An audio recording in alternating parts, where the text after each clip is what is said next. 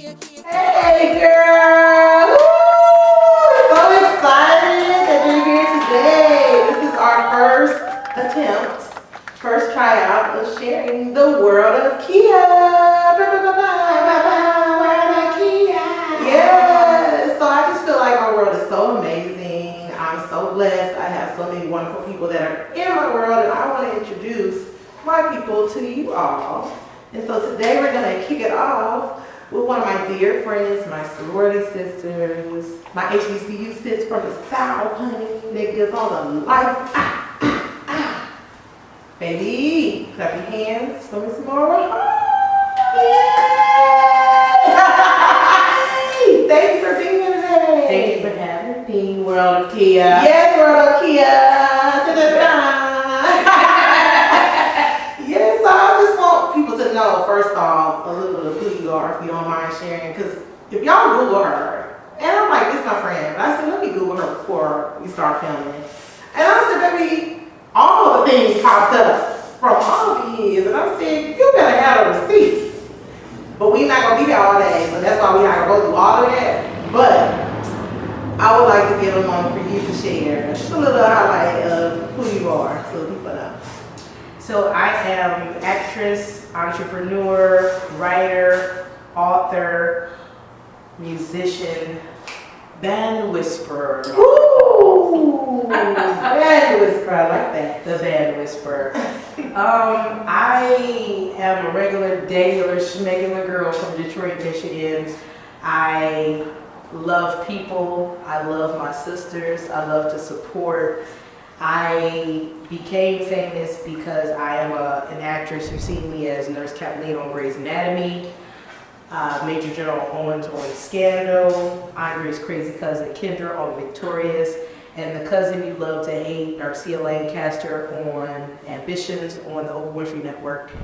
And I'm most famous for my job as Marley's mother, Marley Nicole Albright, and my daughter. Yes. Jenkins Dubois. Marley Jenkins Dubois. Yes, she's watching. She's right now. So yeah, I'm here living the dream. Been acting since 2007.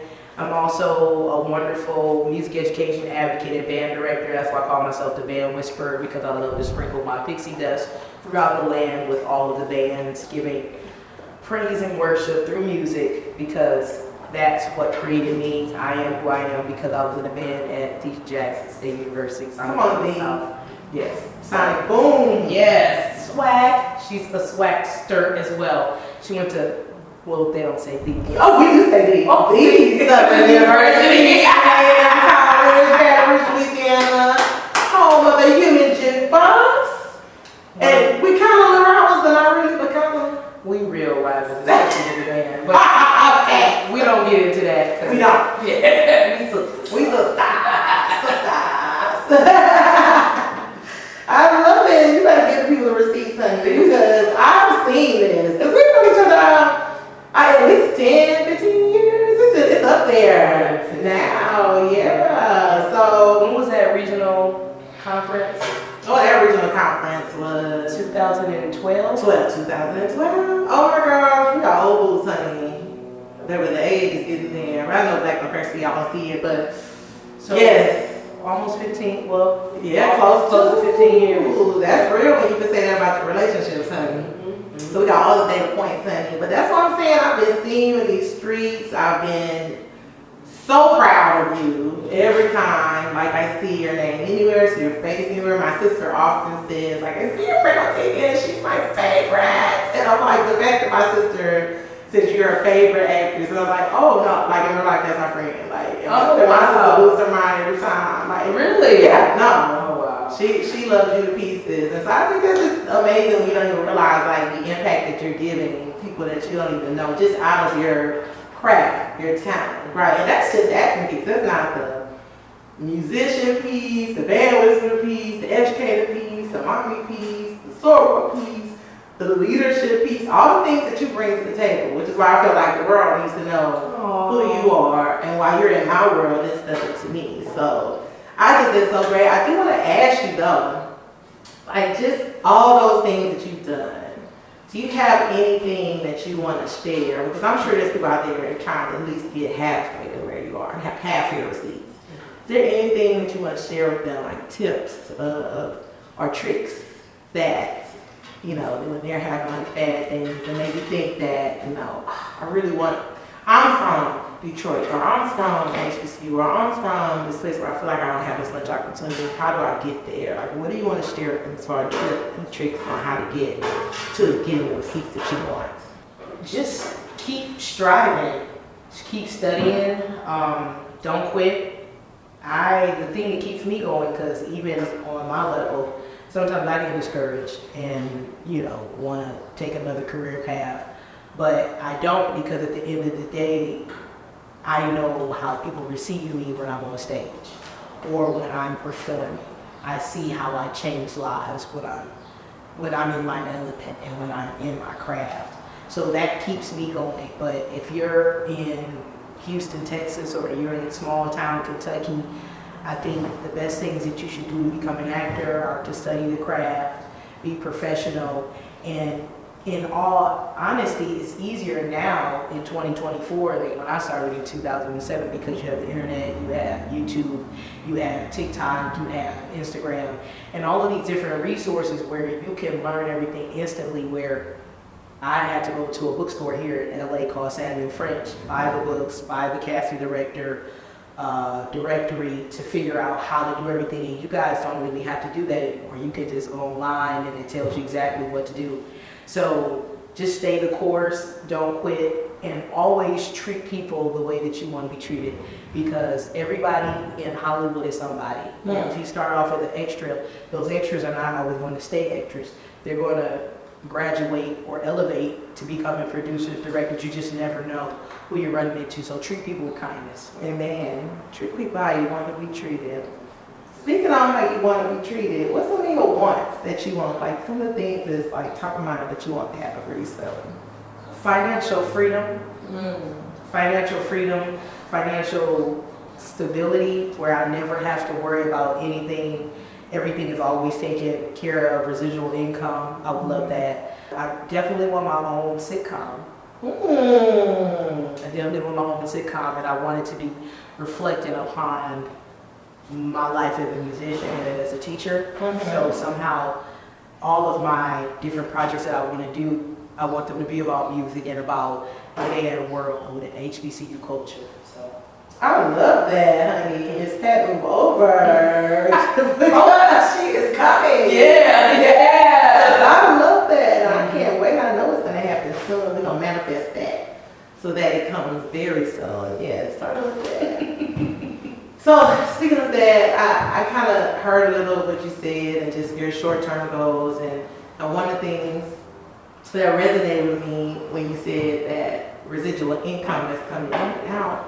Well, you know, one of those things I know you'll be getting soon is from your book, because you are an author, right? Yes. Be getting that check of the mail every time the people, the royalties every time people buy the book. So why don't you tell everybody what's the name of your book and about the book? So I am the author of Love Bombing: How to Avoid Narcissists and Scammers and Unlock the Treasures of Self-Love. And it is a self-help novel of narcissism that meets 50 Shades of Grey that meets Zay and Sex Chronicles. So it's a testament of, you know, most people nowadays have come in contact with narcissism or narcissists, and it was just a way for me to use therapy to heal, and also with that therapy use that same book to help someone else not have to go through what the main character in the book.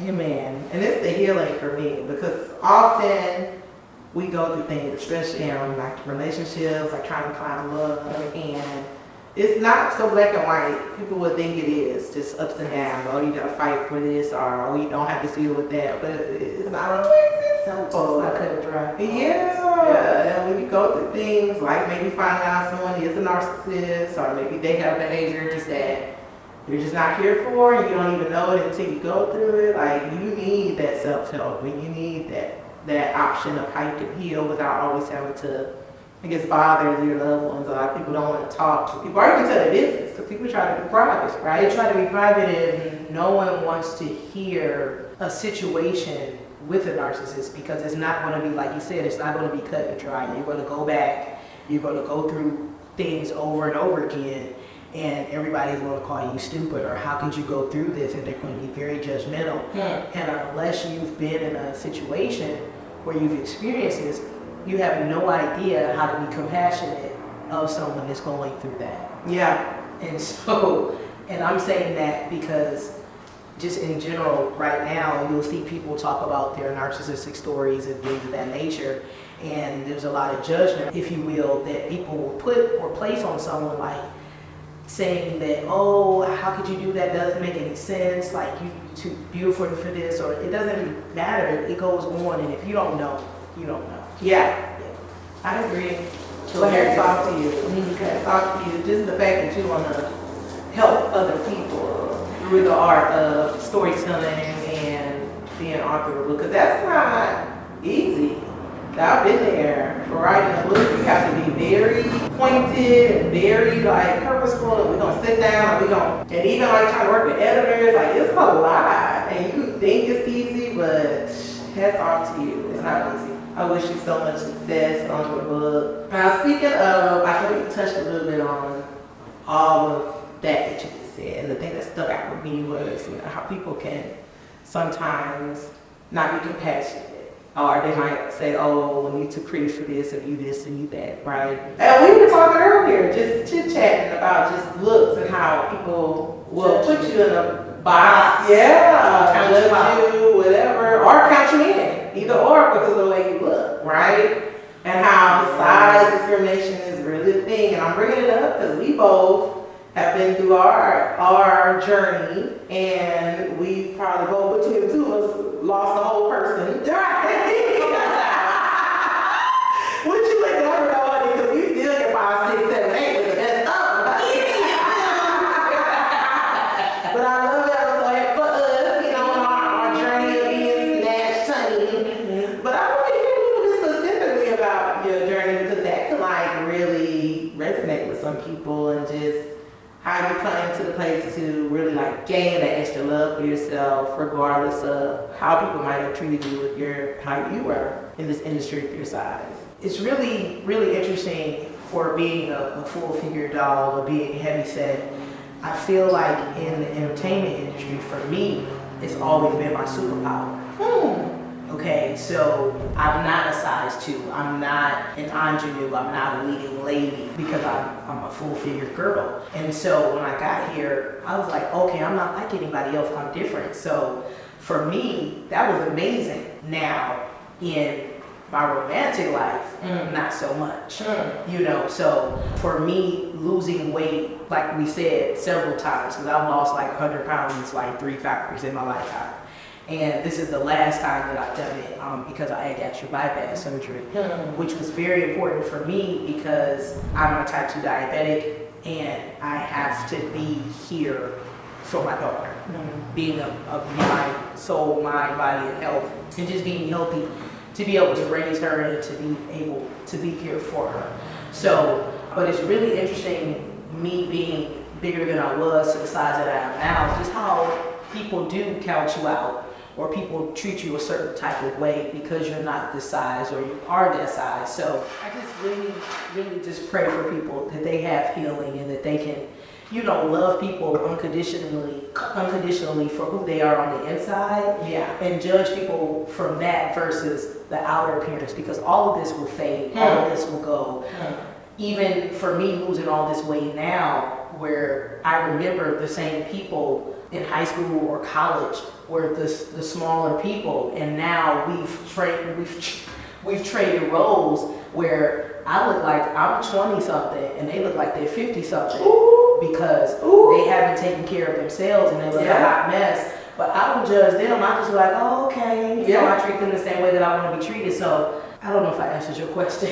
No, you did. You shared about your journey, but that's real, because you just never know when you're gonna trade places with people. So that's why it's so important to like always be kind and always treat people the way you would want to be treated, because today, yes, you might be this way or look like this or whatever, and then you just never know what can happen. And it's more about who you are on the inside and how they embrace each other through the journey there. Because even some of us struggle with being the best we can inside, right? But we can still support each other how we can in like our relationships and never just discriminate against each other, especially those we love. Especially because specifically you said your career was fine, but in love life, friends, you know, intimacy, etc. Like that's where it showed up. That's when it showed up. Which is crazy. And I mean, I guess not so much because we all know that that's what people tend to do, right? They attract to what they see. First impressions is looks most of the time, and looks sometimes have a hand in size, right? But it takes, I think, special people to sometimes look past it, especially nowadays, because. And you know, it's really interesting too that, you know, Key, I think I'm maybe 10 years your senior. And so your generation and the generations after you have embraced being plus size. My generation, it was very much so looked down upon, and you're unhealthy, you're not attractive. You need to like put a burlap sack on and sit in the corner somewhere. And that's what it was, and that was the reality, whereas your generation is totally different from that, where, you know, you have your Lizzos who embrace and, you know, they do whatever they want to do and just celebrating the curves and things of that nature. So, I mean, it's just different times, and I love it. I wish my generation was like that. Yeah, I agree. But the lesson of all is, you know, we're taking control of our narrative. Exactly. You know, and even though we okay, you see, we got a little cocktails, but we keeping it cute here. Still, we're like, we're not doing big bottles on purpose. Just trying to keep it snack, but. I think I love because even like we were snacking before, we snacked a little, like it's just a lifestyle. It's a lifestyle. Right, we just on here instead of like, oh, we got the pig feet and the hog maws and the things on, trying to find the chicken and stuff. You know, we try to just keep it a little cute, so we can be snatched. So that when we in this time and we can show up how we want to show up. Speaking of the substitution in love, let's go with the love. Are you dating anyone? No, I'm not. I am single. Ooh, y'all already here. Ready to mingle. Yes, okay. Is out here. Y'all already see she's single and ready to mingle. What are you looking for? What's the top 3 things that you like in a mate? Loyalty, communication, God-fearing. Loyalty, communication, and God-fearing. I love it. So, loyalty. You want me to ride for you no matter what. Even if you're wrong, let's go. Tell me I'm wrong, but still ride with me. Yeah, I like that. And communication? Just being able to have an open conversation about anything. You know, being able to grow together. If you don't know something, be willing to want to be better. Be a lifelong learner. Yeah. You know, because we don't know everything. We change, we evolve. I'm a different person than I was 2 years ago, let alone 10. So just as long as you're willing to grow and be the best man that you can be, that's what I'm looking for. Okay. And God-fearing, so they gotta go to church every Sunday? No. Just believe in the Lord, be spiritual, be willing to tune in not only with God, but also with your spiritual self and being in tune with your ancestors. Yes, ancestors. So here's the thing though, Nancy is out here. You heard the top 3 things she's looking for. Let's ask, is looks a part of it? Do you care what they look like? Be honest. I am. I do care what they look like, but that's secondary. Okay. If they have a good heart. Yes, heart. And they have a good mind. And they have a good spirit. Yeah, heart, mind, spirit. Now, because I know, you know, sometimes, you know, we get in our roguish stages and we, you know, because I do have a certain type right now. They might be a little shallow. What's the type? I'm not telling you right now, but that is just temporary because I would rather have someone of substance than someone who looks good. This is like, if you stand the same good, I ain't thinking when you're gonna be staying, if you're looking at me, I need a soldier. But she ain't say that though. So we're looking for the loyalty, the communication, the God-fearing, and the good heart, mind, and spirits. And the band Dot Whisper. There we go, the band Dot Whisper. And Love Bombing the Book. There you go, so 3 different ways. So if you don't get a date with Mara, that's on you. Because it was 1, 2, 3 different ways that you could have been at her DM, you could have been commenting on her pictures, you could have said something and let her know. This how you gonna let her know that you heard this here. You're gonna be like, hashtag LCG, right? Loyalty, communication, God. Right, just put that hashtag LCG under her little picture and she gonna know like, oh, this person wanna holler. If she don't answer the DM. Right. Answer all DMs. Thank you. Don't know if it's sliding my DMs. That's how I was like, you might be some kind of way in the DMs because you know you gotta block the people that you doing the most. That hasn't been my testimony. Oh, it's not your testimony. Which is a good thing. So see, that means y'all have a chance. She don't have no baggage, which is beautiful. Mm-hmm. See, just I feel like somebody got to. come on. Auntie Mara, we're here for, we're here. So we talk career, we talk love, we talk about your book. And let's talk a little bit about Hardyhood because there are mothers out here that I'm sure they go through it. I mean, good and bad. Good and bad. Yeah, and I think it's worth like taking a moment to just kind of highlight some of the things that's probably most important. That if, like, say, if I called you tomorrow and told you I was pregnant, which that's not what's happening right now, I keep going. What would you want to tell me so that I kept with me as a mother? I would always want to tell you to remain Kia and take time for Kia. You know, you are going to be a mommy, but you can't lose yourself. So it's very important to take mommy time, at least once a week, like going out, get dinner, having you a cocktail, or on a date night with their hubby. All of those things are important. Self-care, getting massages, going getting your painting your toes up, going to get your hair done, because all of that will just balance you out. And Yeah. because being a mommy, especially being a single mom like I am, is very, it's taxing and it's very difficult. So I am very intentional with taking time for myself. Man. So what's something that you like to do? Your mommy time to yourself? I go get my hair done every 2 weeks. Yes. Every 2 weeks, especially now that I'm in California. Yes, on the books. On the books. And you know, I have to get on the books and go get my hair done. When I was in Atlanta, every 2 weeks I get my nails and my toes done. I would always do that. I don't do that now. I always go get somatic healing massages. Just, you know, get right with my spirituality, get my mind, body, my soul together. I went to the movies a lot. Oh, nice. I love going to the movies. And I love just going out to restaurants. Yeah. For trying new things and always having me a well-crafted cocktail. Come on, well crafted.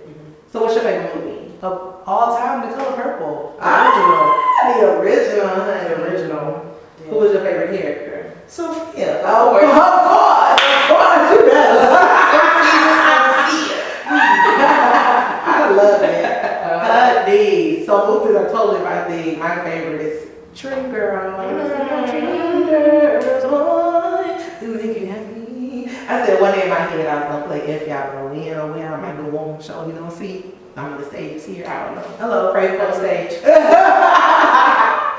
But yes, I love hearing that movies is your thing. We're gonna have to go catch a movie together.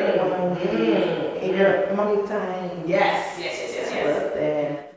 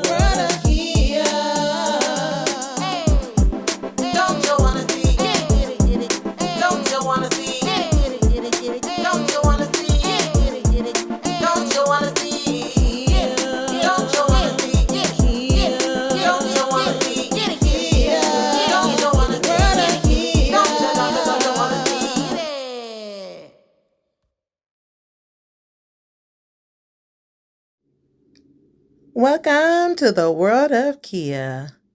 We get to see everybody in my world.